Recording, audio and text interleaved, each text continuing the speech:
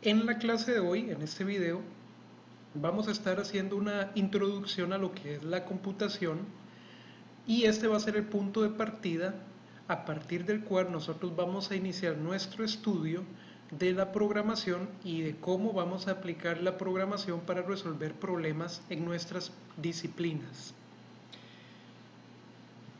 Esta presentación la vamos a dividir en 4 partes. Primero vamos a discutir un poco de por qué existen las computadoras. ¿Por qué fue que el ser humano decidió desarrollar este tipo de dispositivos? La segunda parte trata sobre cómo funciona una computadora moderna, una computadora electrónica digital, como las que hoy en día utilizamos. En la tercera parte vamos a ver cómo se programa una computadora, que es lo que nos interesa estudiar bastante en este curso. Y en la última parte vamos a discutir un poco sobre lo que nosotros podemos hacer con una computadora, ¿verdad? Que ya muchos de nosotros sabemos cuáles son estas actividades, pero vamos a ver también cuáles son esas actividades específicas que nosotros vamos a utilizar probablemente mucho en el futuro en nuestras disciplinas de estudio, que para el caso nuestro pues son del área de ingeniería. Ok, entonces la primera parte trata de por qué existen las computadoras. Vamos a ver básicamente qué es la computadora como una herramienta, cuáles fueron las primeras computadoras que el ser humano desarrolló y cuáles son las características de las computadoras modernas. Bien, el, el inicio de nuestro análisis va a tratar sobre el cerebro humano y las características del cerebro humano, porque de ahí es de donde surgió la iniciativa de crear una máquina que fuera capaz de ayudarnos a nosotros en nuestros procesos de análisis, de diseño y básicamente en general del proceso del pensamiento. El cerebro humano, como nosotros bien conocemos, es muy bueno para ciertas actividades, para ciertas tareas, pero no es muy bueno para ciertas otras. Por ejemplo, el cerebro del ser humano es muy bueno para desarrollar nuevas ideas, para pensar y crear nuevo conocimiento. También es bueno para encontrar relaciones entre partes. Por ejemplo, tenemos un rompecabezas con un montón de piezas. Nosotros nos fijamos en cada una de esas piezas y empezamos a buscar cómo se relacionan ellas para tratar de armar el rompecabezas. En eso el cerebro humano es muy bueno. El cerebro humano también es muy bueno para explicar fenómenos que el ser humano observa. Es muy curioso el ser humano en general. Nosotros vemos un fenómeno en la naturaleza, cae un rayo o eventualmente un río se desborda y nosotros queremos buscar explicaciones para todo eso que nosotros observamos. El cerebro humano es muy bueno buscando ese tipo de explicaciones y también para imaginar conceptos abstractos, como por ejemplo el estudio de las matemáticas o el estudio de las cantidades, ¿verdad? Que son conceptos abstractos y muchos de ellos para el cerebro humano resulta bastante importante comprender. Ahora veamos para qué tareas o para qué eh, actividades el cerebro humano no es muy bueno. Resulta que el cerebro humano pareciera no ser muy bueno para hacer cálculos repetidamente o hacer muchos cálculos al mismo tiempo. Tampoco es muy bueno para memorizar mucha información. Nosotros tenemos una capacidad limitada de memorización y no podemos, por ejemplo, aprendernos un libro completo de memoria, a excepción de ciertas personas muy puntuales que sí lo logran hacer, pero no es algo que todos nosotros podamos hacer. El cerebro humano tampoco es muy bueno para hacer tareas repetitivas. Resulta que nosotros de ahí a veces nos aburrimos cuando estamos haciendo lo mismo una y otra y otra y otra y otra vez. Nos aburrimos, el cerebro humano deja de funcionar correctamente y pierde la capacidad de ser productivo. El cerebro humano tampoco es bueno para trabajar sin descanso. Como todos nosotros necesitamos cierto descanso, ciertos periodos de descanso durante el día y si no lo realizamos, pues básicamente nos morimos, ¿verdad? No podemos funcionar bien. Y tampoco es muy bueno el cerebro humano para organizar muchos datos, ¿verdad? Nosotros, por ejemplo, si yo les pregunto a ustedes cuántos números de teléfono ustedes se saben de memoria, pues hoy por hoy, con ayuda de los celulares inteligentes, yo creo que ese número se reduce a unos cuantos por ahí, ¿verdad? Que son los que sí nos sabemos de memoria y el resto los tenemos en el teléfono y como los podemos acceder de una vez, no tenemos que memorizarlo. Otra tarea, como les decía al inicio, lo de los cálculos repetidos, si yo por ejemplo les digo que tomen un número del 1 al 10, vamos a intentar hacer esta actividad. Un número del 1 al 10. Ahora que ustedes ya tienen un número del 1 al 10, yo les digo, por ejemplo, que lo multipliquen por 2, luego que le sumen 4, luego que lo dividan entre 5, luego que le resten 3, luego que lo multipliquen el resultado por 4 y al menos yo ya perdí la cuenta, ¿verdad? El cerebro humano no es muy bueno haciendo ese tipo de cálculos mentales, sobre todo si hay que hacerlo rápido. Y por eso es que entonces surge la necesidad de crear una herramienta que nos ayude a nosotros a realizar todas esas tareas que de lo contrario nosotros no podríamos hacer de la forma en la que esta herramienta los puede hacer. Entonces, la computadora surgió o ha surgido como una herramienta para ayudar al cerebro humano o como un asistente que le brinda apoyo en esas tareas difíciles de manejar. Bien, ahora vamos a ver un poco cómo fue que la computadora surgió a través de la historia, que esto es bien interesante. Mucha gente dice que las primeras computadoras que se desarrollaron fueron los ábacos. Los ábacos que se desarrollaron más o menos entre el año 2700 y 2300 antes de Cristo. Se dice que estos ábacos surgieron en el área de Sumeria, que es básicamente Medio Oriente, allá por Irak, por lo que hoy es Irak, Irán, Siria, toda esa zona. Hay otros que dicen que más bien surgieron allá por el desierto del Sahara, más o menos en el mismo periodo de tiempo. Pero los ábacos son básicamente unas pequeñas máquinas con cuentas que nos ayudan o que nos pueden ayudar a hacer cálculos aritméticos, ¿verdad? Entonces, cuando uno está en la escuela, uno aprende a sumar y a restar, o al menos yo lo hice, con un ábaco. Y aparentemente en China la gente los usa para realizar cálculos mucho más complejos, no solo sumar y restar. Pareciera que también los pueden utilizar para dividir o para multiplicar números. Se dice que estas fueron las primeras computadoras que de nuevo fueron aparatos que nos vinieron a ayudar a realizar tareas de cálculos que involucraban números. Más adelante en la historia, ya por el año 200 o por el año 100 antes de Cristo, apareció un mecanismo interesante al que le llamaron el mecanismo de Anticitera. Resulta que ese mecanismo era más o menos una máquina, como ustedes pueden ver ahí en las fotos, que se dice que fue una de las primeras computadoras mecánicas de la antigüedad. Se desarrolló en Grecia y su uso era para predecir posiciones astronómicas y eclipses. Entonces volvemos a lo mismo. El ser humano de aquella época veía las estrellas e intentaba darle explicación a la forma en la que las estrellas se movían, a la posición que tenían las estrellas o a la distribución de las estrellas en el cielo. Entonces resulta que como una forma de ayudarse en esa tarea, el ser humano de aquella época creó el mecanismo de Anticitera, que se dice que es una de las primeras computadoras de la antigüedad. Mucho más adelante nos vamos a brincar toda la Edad Media en nuestro análisis histórico y vamos a ir al año 1620 o a la década entre 1620 y 1630. Resulta que en esa época apareció lo que se conoce como una regla de cálculo, que es ese dispositivo que ustedes ven ahí en la foto con un montón de números y con un montón de líneas.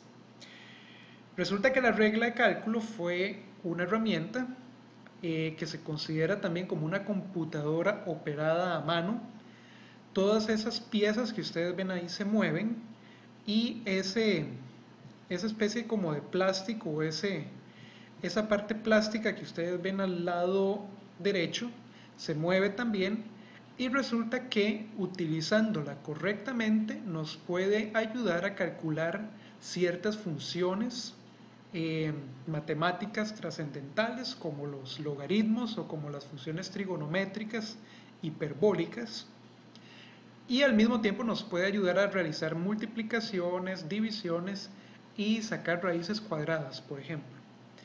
Entonces, esa fue una de las primeras computadoras operadas a mano que se inventaron, como les digo, allá por el año de 1620.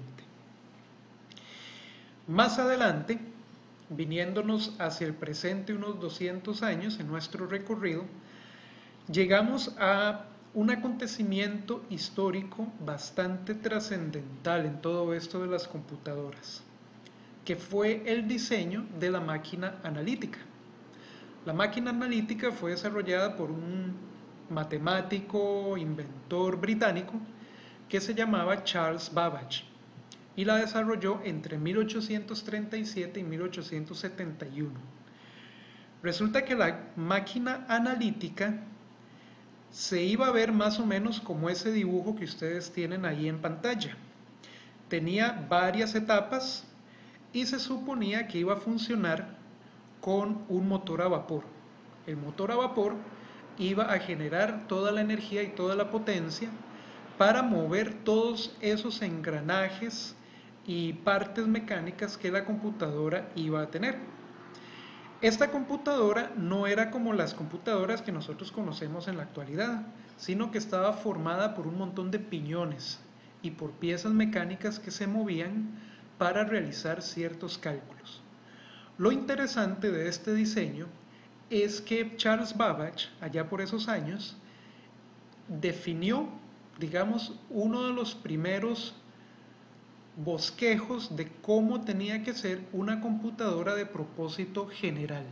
Es decir, una computadora que nosotros pudiéramos usar para resolver problemas generales, es decir, problemas de múltiples tipos, problemas matemáticos, problemas de diseño, problemas de todo tipo.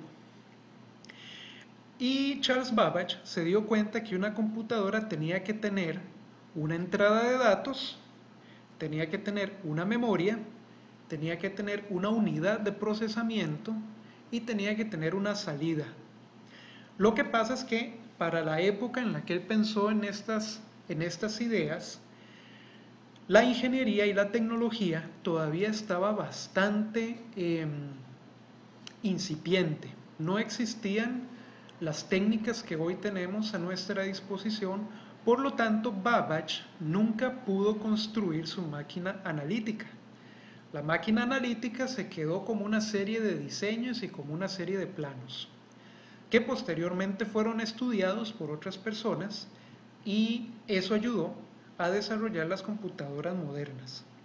Entonces vean ahí en el dibujo que hay una sección que está que es la que se llama Store, que es la que nos serviría para almacenar datos como una memoria.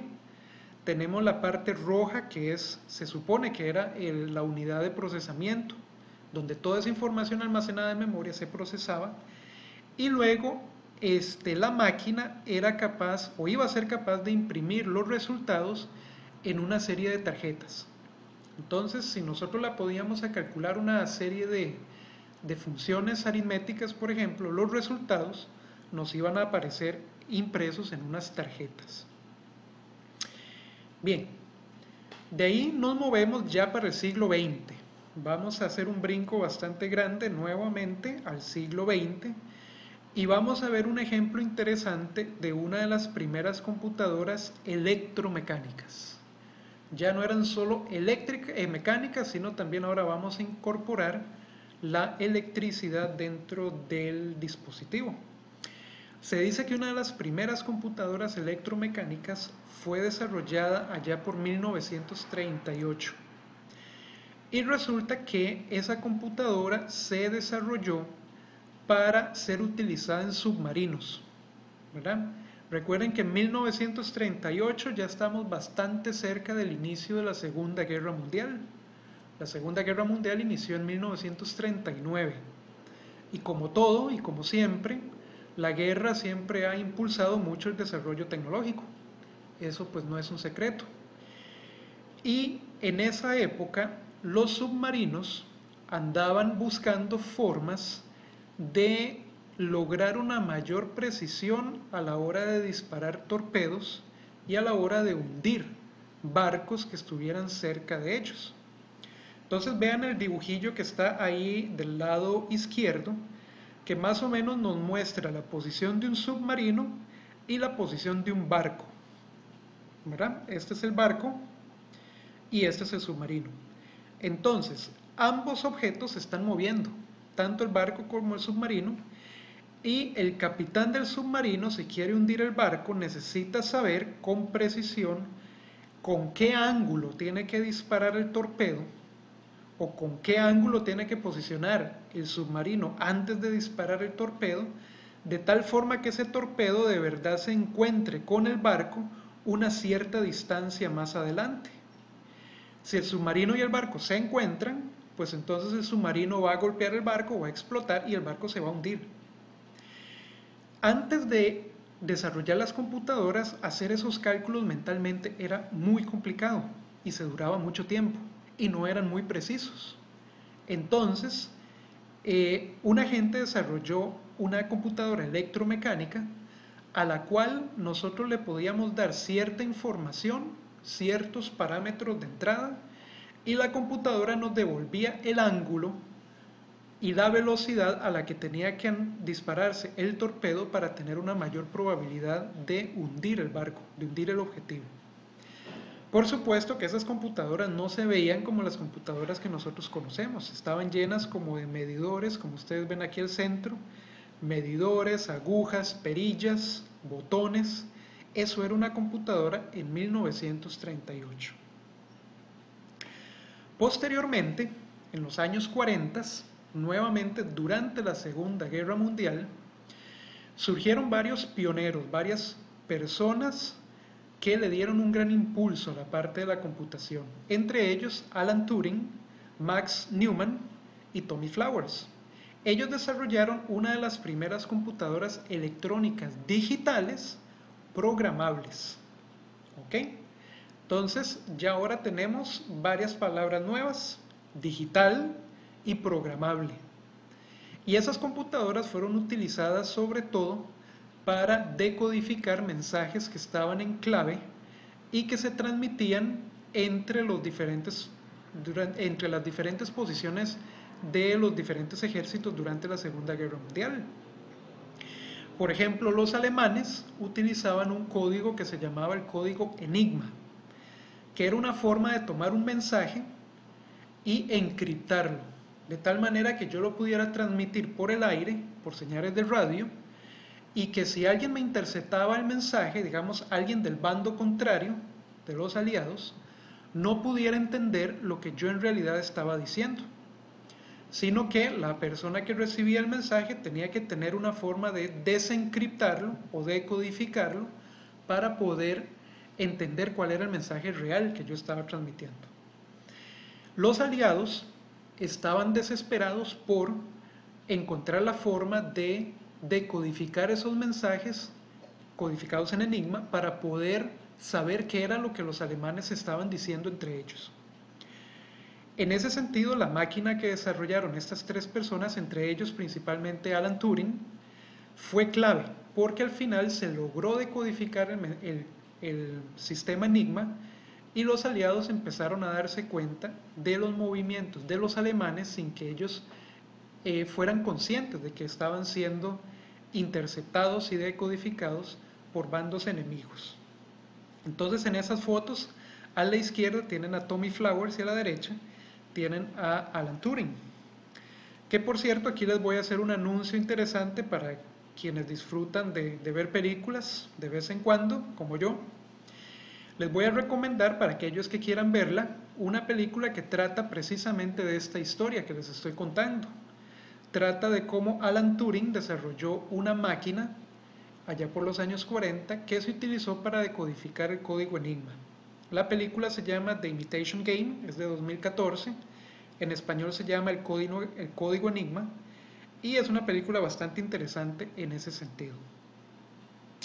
Bien, ahora, a partir de los años 40, ya cuando la Segunda Guerra Mundial había terminado, y hasta el día de hoy, los avances tecnológicos que se han dado en el campo de las tecnologías de información, la informática y la computación han permitido la elaboración de circuitos cada vez más complejos, pequeños y eficientes, y por lo tanto, computadoras más y más y más poderosas. Sin embargo, la arquitectura o el fundamento básico de estas computadoras es muy parecido al que se utilizaba en esas primeras computadoras que les estoy comentando. Entonces, con este tipo de arquitectura y con este tipo de computadora digital es con la que vamos a trabajar en este curso. Es una computadora digital programable, muy eficiente, pero que se puede dividir en las partes fundamentales que toda computadora tiene y que son las que vamos a ver. Bien, ahora vamos a hablar un poco sobre cómo funciona una computadora moderna. Vamos a ver cuáles son las partes de la computadora, cuáles son las entradas y las salidas de información y cómo se realiza el almacenamiento de información en la computadora. Cuando hablamos de una computadora en la actualidad, normalmente nos referimos a la unidad central de procesamiento o lo que se conoce también como CPU, que es lo que nosotros veríamos cuando sacamos una tarjeta madre, como esa que ustedes ven en pantalla, que es pues todos los circuitos que están dentro de la computadora. La CPU incluye pues al microprocesador, que es el chip más grande que nosotros vemos en una tarjeta madre, y también incluye pues todos los demás circuitos electrónicos que nosotros vemos aquí a los alrededores, con conectores y con otro montón de dispositivos por ahí, que sirven básicamente para controlar el flujo de información entre el microprocesador, la memoria y los dispositivos de entrada y salida de información. Las entradas y salidas de información son básicamente los dispositivos de la computadora que le permiten comunicarse con el exterior o comunicarse con el usuario. En este caso, pues con nosotros que somos los que estamos utilizando la computadora. Entonces, a estos dispositivos de entrada y salida también se les conoce como dispositivos periféricos. Se conectan a la computadora y de nuevo su función es comunicarse o brindar un enlace de comunicación con el usuario, con las personas que estamos utilizando la computadora. Los más famosos son, por ejemplo, la pantalla y los monitores. Es un dispositivo en el cual la computadora nos presenta información al usuario. Tenemos también los teclados que nos permiten insertar información o digitar información, que es de nuevo información que entra a la computadora. Tenemos impresoras que son de salida, ¿verdad? Nos permiten imprimir información. Tenemos tarjetas de red que nos permiten comunicarnos con el internet. Tenemos micrófonos y parlantes con los cuales de nuevo podemos hablarle a la computadora o podemos escuchar lo que la computadora está generando, escuchar sonido, escuchar música, escuchar voz, ¿por qué no? Y tenemos también la cámara, como esta que yo estoy usando en estos momentos para que ustedes me vean. Todos estos son dispositivos de entrada y salida de información. Ahora, el almacenamiento de la información dentro de la computadora se hace de dos maneras diferentes. O sea, tenemos dos tipos diferentes de almacenamiento de información dentro de la computadora. La primera forma de almacenamiento es lo que se conoce como memoria principal o memoria RAM, que son estas tarjetas con un montón de chips que ustedes ven acá. Y tenemos también la memoria secundaria, que es memoria donde nosotros podemos guardar también información, y esa memoria podría ser perfectamente un disco duro, como el que ustedes ven acá, o podrían ser llaves Maya, también son dispositivos de almacenamiento secundario. Podría ser también un disco compacto, podría ser también un disco duro externo. ¿verdad? De cualquier tecnología. La diferencia entre estas dos es que la memoria principal funciona mucho más rápido que la memoria secundaria. Es decir, si yo le digo a la memoria principal, necesito un dato que está en la posición de memoria tal, la memoria principal me devuelve ese dato mucho más rápido de cómo lo haría una memoria secundaria. Un disco duro o una llave malla duran mucho más tiempo devolviéndonos la información que nosotros necesitamos. Entonces, la mayoría de procesos en una computadora se dan en memoria principal, porque es más rápida, más eficiente, y la memoria secundaria se utiliza para guardar información que nosotros no estamos ocupando en ese preciso momento. Documentos, por ejemplo, fotos, videos que nosotros no estemos viendo en ese momento, muy probablemente van a quedar almacenados en el disco duro. Mientras que la información que la computadora está manejando en ese preciso momento, la maneja en memoria principal. La otra característica o la contraparte sería que la memoria principal tiene la desventaja de que no nos permite almacenar tanta información como si no lo permiten los discos duros o las memorias secundarias. La memoria secundaria puede almacenar mucha más información que la memoria RAM. Sin embargo, es más lenta, como les decía hace un momento. Y finalmente, la memoria principal, la memoria RAM, pierde la información que tiene cuando nosotros apagamos la computadora. Mientras que los discos duros, las llaves malla, los discos compactos, normalmente retienen la información aun cuando nosotros apagamos el dispositivo. Entonces, si alguien estaba trabajando, por ejemplo, en un documento de Word y se fue la luz y la batería de la computadora no funcionó y la computadora se apagó, muy probablemente se van a perder mucha información del documento que nosotros no hayamos salvado. Porque al no haberla salvado, quiere decir que esa información todavía estaba en memoria principal, en memoria RAM, y entonces al apagarse la computadora la memoria se borró y nosotros perdimos la información. Mientras que lo que tenemos en el disco duro, pues como les decía, no se ve afectado. Entonces esos son los tipos de memoria que nosotros tenemos en la computadora. Ahora, ¿cómo se programa una computadora? Ese es el siguiente tema de esta presentación. Una computadora normalmente se programa utilizando un lenguaje de programación. Sin embargo, hay diferentes tipos de lenguaje de programación y vamos a presentar algunos de ellos acá. Vamos a comenzar con el lenguaje de máquina, luego vamos a ver el lenguaje ensamblador y finalmente vamos a ver el lenguaje o los lenguajes de alto nivel. Resulta que, como yo les decía hace un momento, las computadoras son básicamente circuitos electrónicos. Mientras que los programadores o las programadoras son personas, somos seres humanos. Nosotros como seres humanos nos comunicamos utilizando un lenguaje. Por ejemplo, yo ahorita estoy hablando en español y ustedes pues entienden lo que yo les estoy diciendo. ¿Por qué? Porque nosotros hablamos el mismo idioma. Lo mismo dirá gente que habla inglés o gente que habla alemán o gente que habla chino, ¿verdad? Todos esos idiomas nos sirven para comunicarnos. Sin embargo, las computadoras no hablan ninguno de estos idiomas que nosotros utilizamos. Las computadoras hablan un lenguaje que es específico de los circuitos que ellas utilizan para trabajar. Y ese lenguaje se llama binario, que entonces son, pues, el lenguaje binario se escribe con puros unos o ceros, unos o ceros. Ese es el lenguaje que las computadoras hablan, pero nosotros hablamos idiomas diferentes. Entonces, de alguna manera tenemos que hacer para podernos comunicar con la máquina de tal manera que tanto la computadora como nosotros entendamos lo que estamos diciendo. Y la idea de esto es pues darle las instrucciones a la máquina mediante un programa para que la computadora haga lo que nosotros queremos que ella haga. El primer lenguaje, como les decía, es el lenguaje de máquina, es el lenguaje que la computadora entiende muy bien. Está basado en binario o en niveles lógicos, como les dije hace un momentito, en unos y ceros. Y esos unos y ceros se traducen en electricidad dentro de estos circuitos y eso hace que la computadora entonces haga las tareas que nosotros queremos que ella haga.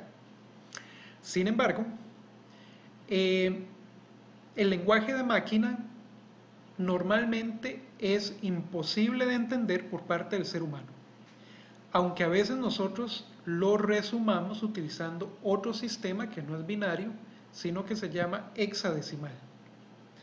En hexadecimal tenemos pues cada uno de los números desde el 0 al 9 de los que nosotros utilizamos, traducido a una cadena de ceros y unos, como ustedes ven acá.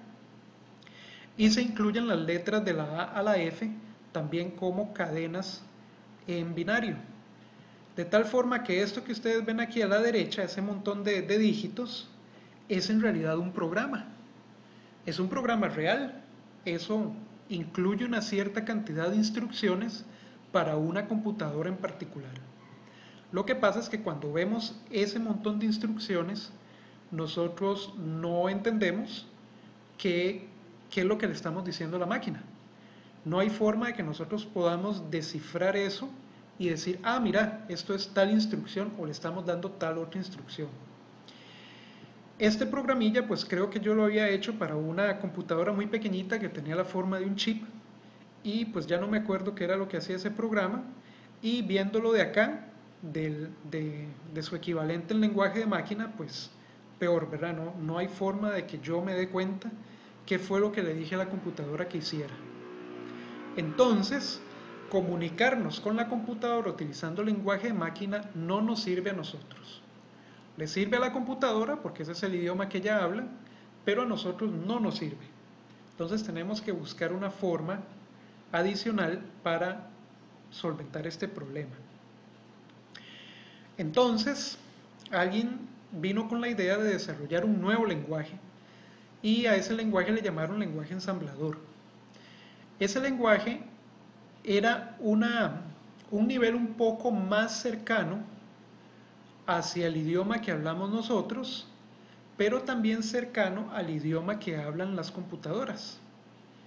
Entonces, por ejemplo, en este ejemplo que les pongo acá, en este programa, esto es un programa en lenguaje ensamblador.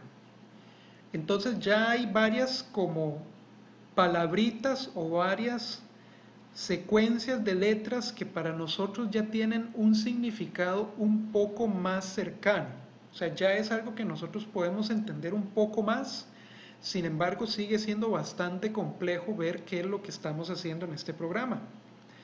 Por ejemplo, estas siglas MOV vienen de move, que en inglés significa mover. O sea, esta es una instrucción que mueve algo de un lugar a otro dentro de una computadora. Vean que aquí abajo hay otra secuencia que dice add, que en inglés significa sumar. Quiere decir que esta instrucción le está diciendo a la computadora que sume dos cosas. Entonces ven, ya tenemos un poquito más de idea de qué instrucciones son las que le estamos dando a la máquina. Sin embargo, como les decía, esto no se parece todavía casi que en nada a los idiomas que nosotros normalmente hablamos.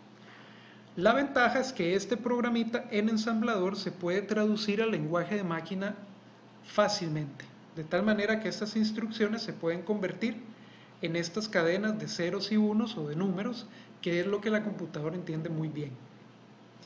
Y en ensamblador también podemos agregar comentarios, como que son estas pequeñas oraciones que ustedes ven aquí al lado derecho, que más o menos nos dicen qué es lo que hace cada instrucción, ¿verdad? Es como un comentario que nosotros ponemos para explicar brevemente qué es lo que hace el programa que estamos haciendo. El lenguaje en ensamblador es totalmente dependiente del microprocesador que nosotros estemos usando. Por ejemplo, este programa que está acá solo va a funcionar en un procesador Intel x86 de 32 o de 64 bits. Si lo queremos utilizar en un microprocesador Motorola, por ejemplo, o en un microprocesador Samsung, no nos va a funcionar. Y eso es un problema, ¿verdad? Nosotros queremos que los programas corran en cualquier computadora. Y ahora nos venimos al lenguaje de alto nivel. En el lenguaje de alto nivel, las instrucciones tienen una forma bastante más comprensible. O sea, son instrucciones que ya nosotros entendemos mucho mejor. y que a su vez pueden ser convertidas al lenguaje de máquina fácilmente. Entonces el lenguaje de alto nivel es un lenguaje que se acerca más o que se parece más al idioma que nosotros hablamos normalmente. Python es un lenguaje de programación de alto nivel y es el lenguaje de programación que nosotros vamos a estar utilizando en este curso. Por eso es que ustedes van a encontrar en muchas partes el loguito este de Python en imágenes y en los libros que vamos a ir viendo durante el curso.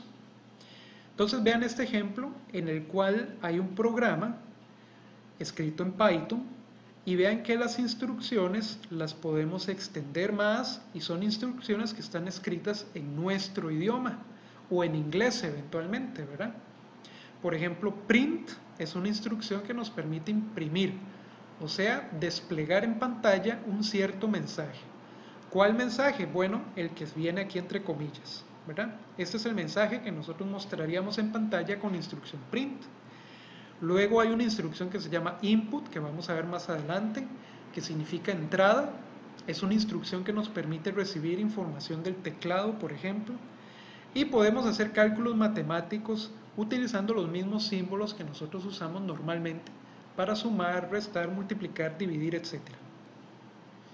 Bien, entonces, lenguajes de programación también hay muchos otros, no solamente Python. Hay, por ejemplo, un lenguaje que está muy de moda actualmente que se llama el lenguaje R. Está el HTML, que es el lenguaje con el que se hacen las páginas web. Tenemos C++, que también es muy famoso, C#, MATLAB es un lenguaje que también podemos utilizar para programar y que es específico para cuestiones matemáticas o ingenieriles. Pero nosotros vamos a estar utilizando Python a lo largo de este curso. Sin embargo, las técnicas que vamos a aprender se pueden pasar fácilmente a otro lenguaje de programación en caso de que ustedes lo requieran. Java es otro lenguaje de programación de alto nivel que uno ve mucho de vez en cuando ahí en el internet, ¿verdad? JavaScript, todo ese montón de cosillas que a veces uno tiene que instalar en la máquina, están escritas en un lenguaje que se llama Java. Ok, y cuando tenemos un programa escrito en un lenguaje de alto nivel, como Python, tenemos que convertirlo en lenguaje de máquina para poderlo ejecutar en la computadora. Sin embargo, ese proceso que se llama compilación o interpretación, eventualmente también se le puede llamar así, se hace automáticamente cuando nosotros ejecutamos el programa. Entonces, para nosotros va a ser muy fácil escribir un programa en un lenguaje de alto nivel y ejecutarlo en la computadora utilizando un compilador o utilizando un intérprete. Bien, y para la última parte de esta presentación vamos a hacer un recorrido bastante rápido de las cosas que nosotros podemos hacer en la computadora y que nos van a ayudar en el futuro en nuestras disciplinas profesionales, en nuestras ramas de ingeniería, básicamente. Y vamos a hablar un poco sobre los cálculos matemáticos complejos, vamos a hablar sobre la organización de grandes cantidades de información y vamos a hablar un poco del análisis de datos y de la construcción de gráficas o de gráficos, que es algo que al menos a mí me parece muy importante que nosotros estudiemos en este curso. ¿Por qué? Porque en el futuro nosotros como ingenieros o como ingenieras vamos a tener que estar presentando la información a mucha gente o presentando información para nosotros mismos, y esa información es mucho más fácil verla en un gráfico que verla en una tabla de datos, ¿verdad? Entonces, de nuevo, ahí las computadoras nos van a ayudar mucho. Y la programación, lo que vamos a ver en este curso también. Entonces, aplicaciones en ingeniería. Pues las computadoras nos van a servir mucho en esta área, y en este curso vamos a ver algunas herramientas que nos podrían ser de mucha ayuda, como les decía hace un momento. Por ejemplo, para realizar cálculos complejos y repetitivos, evaluar fórmulas que implican muchos cálculos numéricos, vamos a poder graficar información, vamos a poder generar reportes de los resultados que obtengamos en nuestros programas y vamos a poder organizar información, por ejemplo, en archivos, de tal manera que nosotros la podamos guardar y la podamos utilizar con mucha mayor eficiencia. Vean, por ejemplo, cuando uno hace cálculos complejos y repetitivos, algo que uno hace y que la gente que ya llevó física o que está llevando física van a ver en los laboratorios principalmente.